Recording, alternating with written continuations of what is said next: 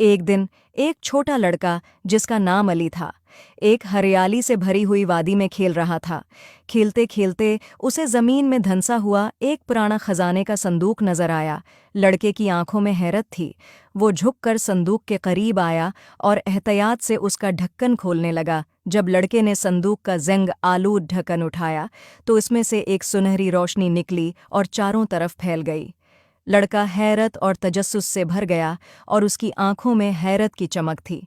वादी में एक जादुई चमक फैल गई और हवा में चमकती हुई ज़रात तैरने लगे। खजाने के संदूक की रोशनी में डूबते ही लड़का एक खूबसूरत जादुई गांव में पहुंच गया।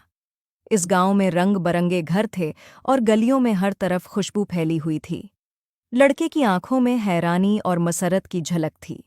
इसके अर्धगिर्द मिट्टी के बर्तन हवा में तैर रहे थे और जादुई चराग उसे रोशनी दिखा रहे थे। लड़का गांव के चौक में पहुंचा, जहां उसे बोलते हुए जानवर नजर आए। एक बिकरी जिसके गले में रंगीन घंटी लटकी हुई थी और एक मरगा जो दीवार पर बैठा हुआ था, लड़के से बातें कर रहे थे। लड़के के चेहरे पर हैरत और खुशी की मिली जली कैफियत थी और उसके होंठों पर मुस्कुराहट फैल गई। लड़का जादुई गांव के एक बाजार में घूमने लगा, जहां जादुई चीजें फरोख्त हो रही थीं।